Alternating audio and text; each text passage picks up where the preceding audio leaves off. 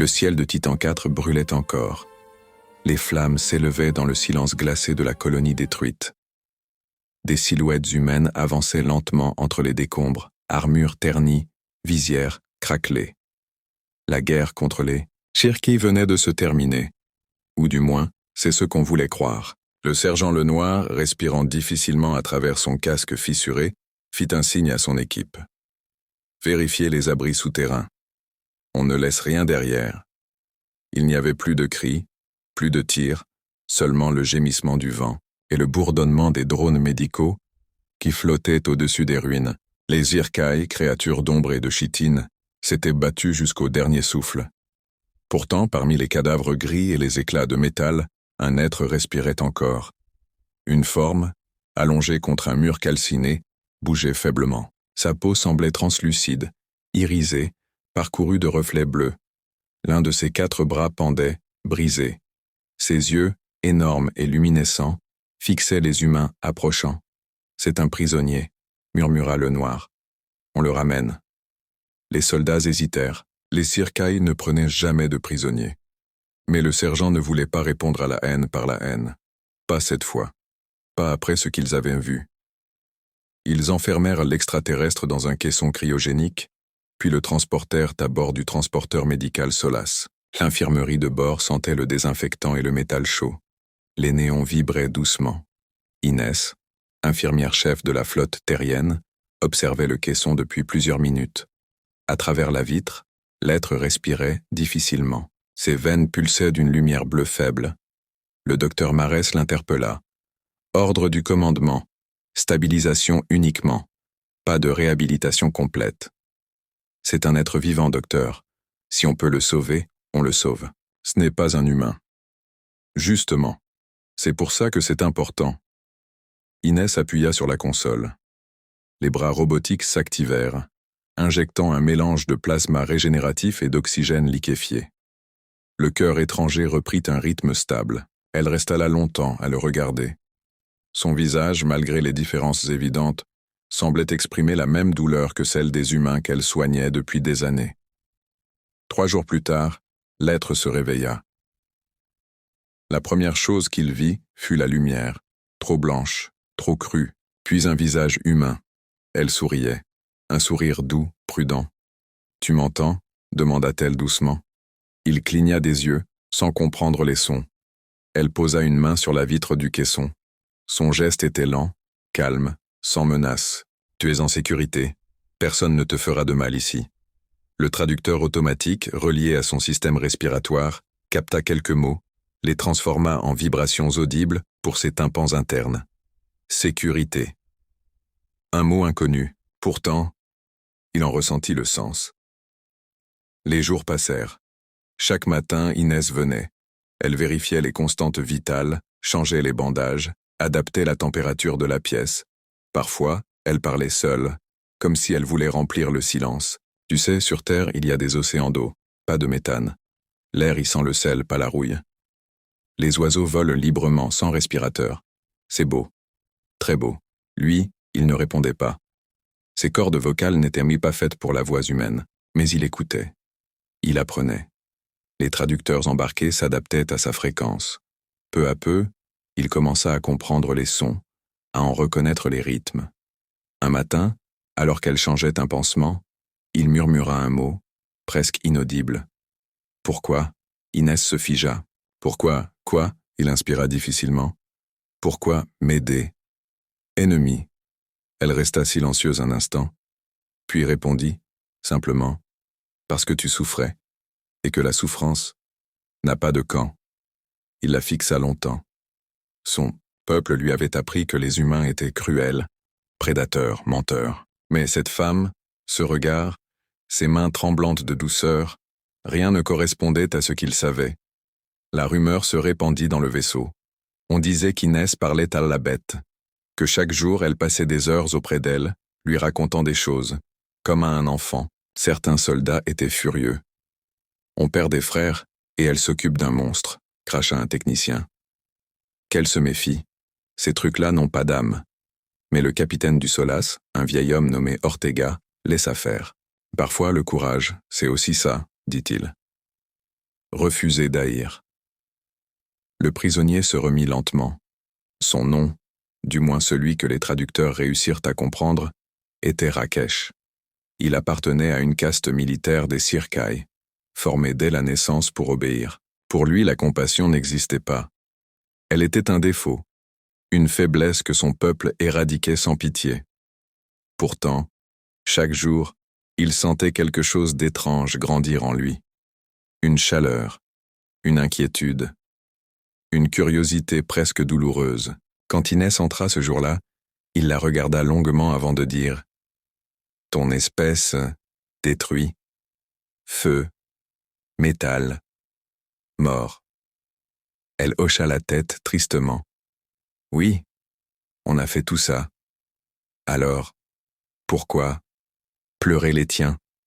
Inès sourit faiblement. « Parce qu'on regrette, parce qu'on peut changer. » Ces mots résonnèrent dans la tête de Rakesh comme un écho impossible. Changer. Dans sa langue, il n'y avait pas de mot pour ça. Les semaines devinrent des mois. Inès lui apprit à lire les symboles humains, à distinguer les visages, les émotions. Elle lui montra des images de la terre, des enfants qui rient, des villes la nuit, des forêts pleines de lumière. Un jour, elle lui montra une photo d'un océan. Rakesh resta silencieux longtemps, les yeux fixés sur le bleu infini. « Cela existe ?»« Oui. Et un jour peut-être tu le verras. » Il voulut demander « Pourquoi me montrer ça ?» Mais il savait déjà la réponse. Elle voulait qu'il voie ce que les Sirkai n'avaient jamais compris. La beauté. Un matin, l'alarme retentit. Des vaisseaux Sirkai venèrent d'apparaître à la limite du système. Le Solas reçut l'ordre de transférer tous les prisonniers vers un poste de commandement orbital. Inès sentit son cœur se serrer. Elle entra précipitamment dans la cellule de Rakesh. « Ils vont te déplacer. Je ne sais pas où. » Il pencha la tête. « Tu... peur ?»« Oui. Pour toi ?»« Non. Pour toi. » Il la regarda sans comprendre d'abord. Puis il sentit cette même chaleur, cette douleur douce dans sa poitrine. « Tu... étrange. Humaine. » Elle rit. « Peut-être. Mais je crois que toi aussi tu changes. » Il ne répondit pas. Mais dans le silence, il leva un de ses bras encore bandés et toucha la vitre entre eux. Elle fit de même. Leurs mains se frôlèrent à travers la barrière transparente. À ce moment-là, le vaisseau vibra sous un impact lointain. Les Sirkai avaient recommencé à tirer. L'alarme rouge inonda la pièce. Inès se précipita vers la porte. « Je reviens. Tiens bon. » Mais avant qu'elle ne sorte, Rakesh parla d'une voix grave, hésitante. « Inès. Pas.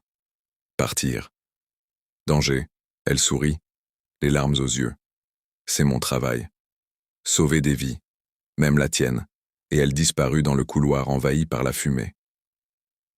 Rakesh resta seul, la vitre tremblant sous les secousses, son cœur battant pour la première fois non pas par instinct, mais par peur. Peur pour un autre être. Dans les couloirs du Solas, les explosions se rapprochaient. Le métal gémissait, la gravité vacillait. Inès courait, essayant d'aider les blessés, hurlant des ordres. Une brèche se forma dans la coque, projetant un souffle glacé dans le couloir. Elle fut repoussée contre un mur, son casque arraché, l'air lui manquant.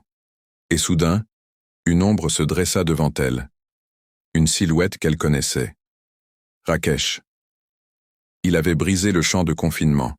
Ses membres tremblaient, ses yeux luisaient d'un éclat intense. Il saisit un panneau métallique, le plaça contre la brèche et de toute sa force scella la fuite d'air. La pression revint. Inès put respirer à nouveau. « Rakesh, tu vas... sauver... vie. » Sa voix se brisa, le vide mordait encore ses chairs. Inès tenta de l'aider, mais il posa une main sur son épaule. Humain, digne. Puis, dans un geste lent, il ferma les yeux. Le silence retomba. Le ciel de Titan IV brûlait encore. Les flammes s'élevaient dans le silence glacé de la colonie détruite. Des silhouettes humaines avançaient lentement entre les décombres. Armures ternies, visières craquelées. La guerre contre les Sirkai venait de se terminer, ou du moins c'est ce qu'on voulait croire. Le sergent Lenoir, respirant difficilement à travers son casque fissuré, fit un signe à son équipe. « Vérifiez les abris souterrains, on ne laisse rien derrière. » Il n'y avait plus de cris, plus de tirs, seulement le gémissement du vent et le bourdonnement des drones médicaux qui flottaient au-dessus des ruines. Les Xirkai, créatures d'ombre et de chitine, s'étaient rebattus jusqu'au dernier souffle. Pourtant, parmi les cadavres gris et les éclats de métal, un être respirait encore. Une forme, allongée contre un mur calciné, bougeait faiblement. Sa peau semblait translucide, irisée, parcourue de reflets bleus. L'un de ses 4 bras pendait, brisé. Ses yeux, énormes et luminescents, fixèrent les humains approchant. « C'est un prisonnier », murmura le noir. « On le ramène. » Les soldats hésitèrent. Les Xirkai ne prenaient jamais de prisonniers. Mais le sergent ne voulait pas répondre à la haine par la haine. Pas cette fois. Pas après ce qu'ils avaient vu. Ils enfermèrent l'extraterrestre dans un caisson cryogénique, puis le transportèrent à bord du transporteur médical Solace. L'infirmerie de bord sentait le désinfectant et le métal chaud. Les néons vibraient doucement. Inès, infirmière-chef de la flotte terrienne, observait le caisson depuis plusieurs minutes. À travers la vitre, l'être respirait difficilement. Ses veines pulsaient d'une lumière bleue faible. Le docteur Marès l'interpella. « Ordre du commandement. Stabilisation uniquement. Pas de réhabilitation complète. C'est un être vivant, docteur. Si on peut le sauver, on le sauve. Ce n'est pas un humain. » Justement. C'est pour ça que c'est important. Inès appuya sur la console. Les bras robotiques s'activèrent, injectant un mélange de plasma régénératif et d'oxygène liquéfié. Le cœur étranger reprit un rythme stable. Elle resta là longtemps à le regarder. Son visage, malgré les différences évidentes, semblait exprimer la même douleur que celle des humains qu'elle soignait depuis des années. 3 jours plus tard, l'être se réveilla.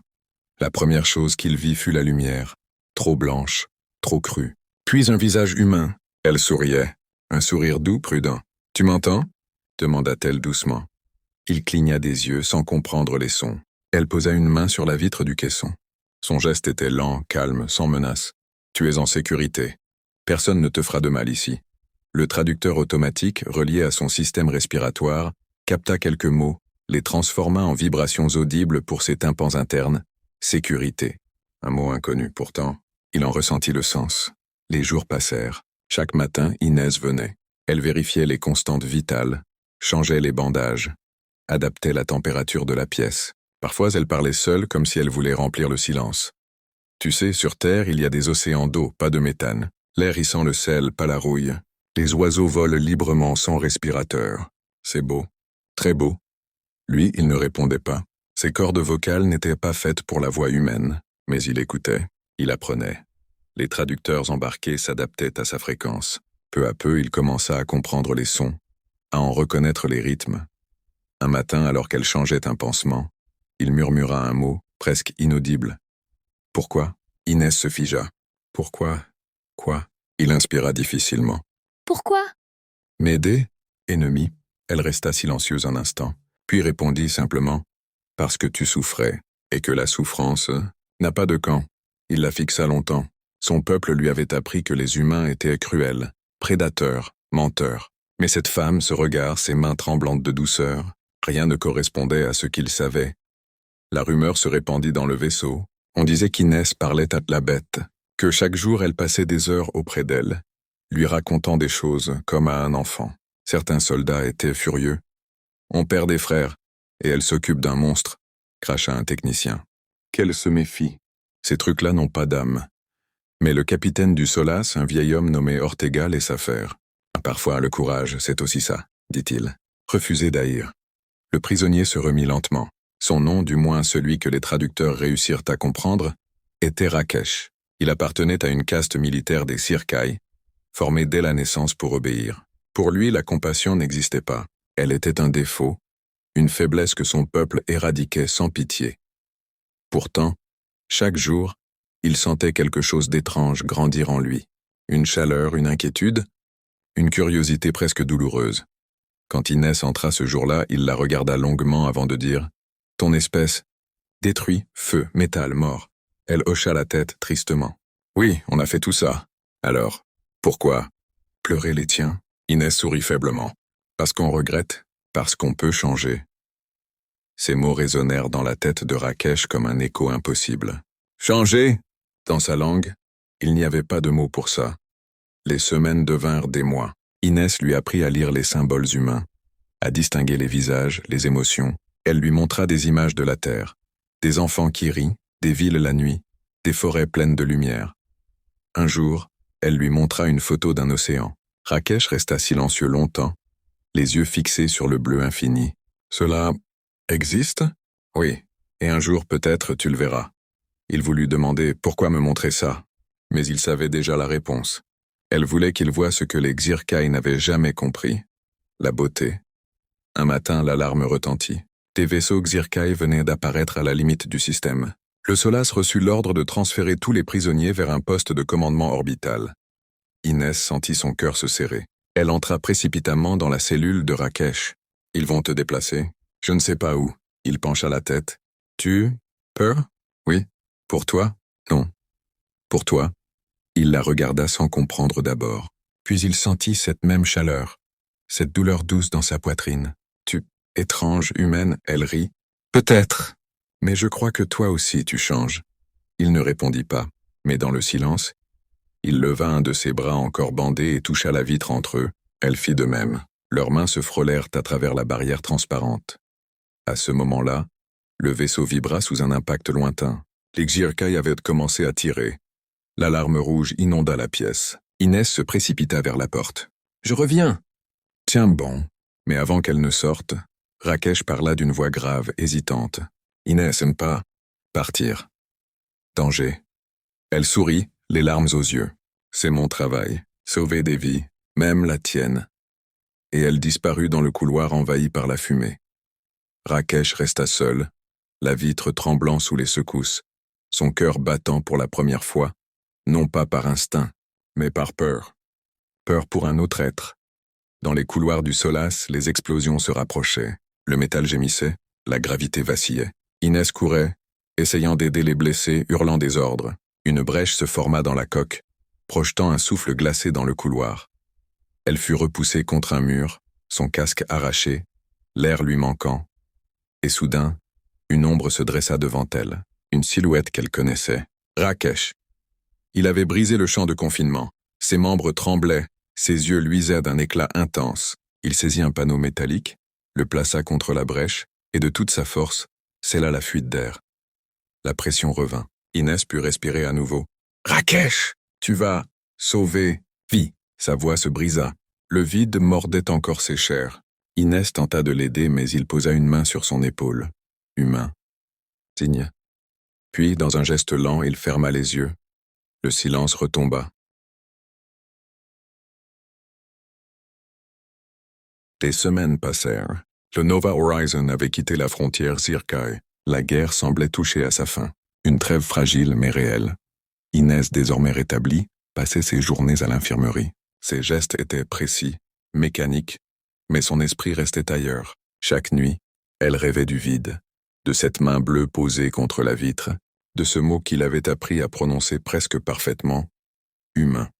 Un soir, alors qu'elle rangeait les instruments, le capitaine Ortega entra. Il tenait une tablette holographique. Message diplomatique reçu du Haut Conseil Xirkai, dit-il d'une voix lente. Inès leva les yeux, le cœur battant. Et Rakesh, le capitaine fit défiler le message. Il confirme que le prisonnier a été remis à son peuple. Elle attendit la suite, tremblante. Et ensuite, ils ajoutent. Une annexe inhabituelle. Une transmission codée. Pour vous, Ortega posa la tablette sur la table. L'écran s'illumina d'une lueur bleue. Puis une voix profonde et hésitante s'éleva. Inès. Ici Rakesh. Le souffle d'Inès se coupa net. Je vis, pas mort, pas trahi. Écoutez, pour la première fois. Le signal vacilla puis reprit. J'ai dit que vous avez montré ce que signifie cœur, pas arme, pas peur, cœur, une pause longue, silencieuse. Je ne peux pas revenir, mais je te promets, le ciel changera. Nos enfants sauront. La transmission s'acheva sur un symbole Xirkai que les traducteurs ne purent décoder, mais Inès le comprit sans mots. C'était un signe de respect, de gratitude. Elle resta figée, les yeux embués. Le capitaine Ortega posa une main sur son épaule. Vous venez peut-être de changer tout un empire, Inès. Pendant des mois, les relations entre humains et Xirkai évoluèrent. D'abord des échanges prudents, puis des discussions. Et un jour, l'impensable arriva. Une délégation Xirkai accepta de venir sur Terre. Inès fut invitée à la cérémonie d'accueil, sur le plateau d'Atacama. transformée pour l'occasion en base diplomatique interstellaire. Le vent soufflait fort, soulevant des tourbillons de sable rouge. Au loin, les vaisseaux Xirkai approchaient, silhouettes noires aux reflets liquides. Les soldats terriens se tenaient droits, nerveux. Les journalistes, les drones, tout le monde retenait son souffle. La rampe s'ouvrit. Une dizaine de Xirkai descendirent lentement. Leurs visages restaient impassibles, leurs mouvements précis, presque cérémoniels. Et parmi eux, Inès le vit, Rakesh. Il portait une armure légère, marquée du symbole du conseil. Son corps semblait plus fort, ses yeux plus calmes. Quand il posa le pied sur le sol terrestre, un silence total envahit la plaine. Il regarda autour de lui, puis avança vers la délégation humaine. Ortega, représentant de la Terre, fit un pas en avant et tendit la main. Rakesh hésita un instant, puis imita le geste. Le contact eut lieu. 2 mondes, 2 histoires, 2 civilisations, reliées par ce simple geste. Les caméras capturèrent l'instant, mais Inès, elle, ne vit que son regard. Après la cérémonie, elle s'approcha lentement. Rakesh la vit avant même qu'elle ne parle. Inès. Sa voix était plus fluide, presque douce. « Tu parles notre langue maintenant ?» Il hocha la tête. « J'ai appris, pour toi, pour comprendre. » Elle sourit, émue. « Tu as tenu parole ?»« Oui. Et toi, tu as changé les étoiles. » Ils restèrent face à face, silencieux. Autour d'eux, diplomates, traducteurs et soldats discutaient, signaient, échangeaient. Mais le monde entier semblait s'effacer. Inès tendit la main. Rakesh hésita, puis la serra doucement. Sa peau était froide mais vivante. « Sur ton monde, demanda-t-elle. Ils t'ont pardonné. Pas tous. Certains encore craignent. Et toi? Moi, je n'ai plus peur. » Il leva les yeux vers le ciel d'un bleu éclatant. Ici le ciel, différent. Pas comme sur Titan. Respire. Inès suivit son regard. Oui, c'est ça la Terre. Elle respire. Les jours suivants, Rakesh demeura sur la base pour les pourparlers. Il observait les humains, leurs gestes, leurs sourires, leur chaos. Et plus il les observait, plus il ressentait cette étrange chaleur qu'il avait connue autrefois sur le Solace. Il comprit peu à peu que la force de l'humanité ne venait pas de ses armes, mais de sa capacité à aimer, malgré la peur, à tendre la main même vers l'ennemi. Un soir, alors que le soleil rougeoyait sur le désert, il rejoignit Inès sur la terrasse du dôme principal. Elle regardait les étoiles, songeuse. « Je repense souvent à ce jour, dit-elle. »« Quand tu as tenu la coque du vaisseau ?»« Moi aussi, répondit-il. J'avais peur. Mais pas de mourir. Peur que toi tu partes. » Elle se tourna vers lui, surprise. « Tu sais, tu as changé plus que tu ne crois. »« Non, c'est toi. »« Qui m'a changé ?» Il leva une main, hésita, puis toucha doucement son épaule. « Les humains, faibles, disait mon peuple. Maintenant je sais, faible c'est celui qui ne sait pas aimer. » Elle sentit ses yeux s'embuer. Alors peut-être que nous ne sommes pas si différents. Ils restèrent là, à regarder le ciel où les 2 lunes montaient lentement. Des années plus tard, cette rencontre serait connue sous le nom de l'accord de Titan IV. Une alliance fragile, mais sincère entre l'humanité et les Xirkai. Les chroniques humaines retiendraient un détail. Lors de la signature, un ambassadeur extraterrestre aurait dit ces mots. Nous pensions que les humains étaient faits de chair et de peur, mais nous avons vu qu'ils sont faits de lumière et de choix. Et dans les écoles Xirkai, on apprendrait désormais l'histoire de Rakesh le transfuge, celui qui vit le cœur d'un ennemi et découvrit qu'il battait au même rythme. Inès, quant à elle, retourna sur Terre dans une petite clinique au bord de l'océan. Elle reprit son travail, discret, loin des caméras. Chaque matin, elle regardait l'horizon, où la mer rencontrait le ciel et pensait à lui. Un jour, une capsule diplomatique se posa non loin de la côte. Un message holographique apparut sur son bureau. « L'eau que tu m'as montrée, je l'ai rêvée chaque nuit. Aujourd'hui, je viens la voir pour de vrai. Si le ciel respire ici, c'est parce que toi, tu l'as ouvert. » Elle sortit en courant, les cheveux au vent. Sur la plage, Rakesh se tenait là, observant la mer. Le vent faisait vibrer sa peau irisée. « C'est donc ça, dit-il, la couleur de ton monde. »« Oui. Et maintenant, c'est aussi la tienne. » Il sourit. Un vrai sourire, maladroit mais sincère. « Alors, je suis humain. Tu l'as toujours été. » Ils restèrent côte à côte, les pieds dans l'eau, à regarder l'horizon infini. Le bruit des vagues, le sel, le vent, 2 êtres venus d'univers opposés, unis par un simple acte de bonté. Et quelque part dans les profondeurs du cosmos, des civilisations ennemies observaient ce monde bleu, étonnées. Elles voyaient les humains tendre la main, encore et encore, même vers ceux qui avaient voulu leur perte. Elles comprirent alors ce que signifiait vraiment ce mot qu'aucune langue n'avait su traduire avant. Humanité.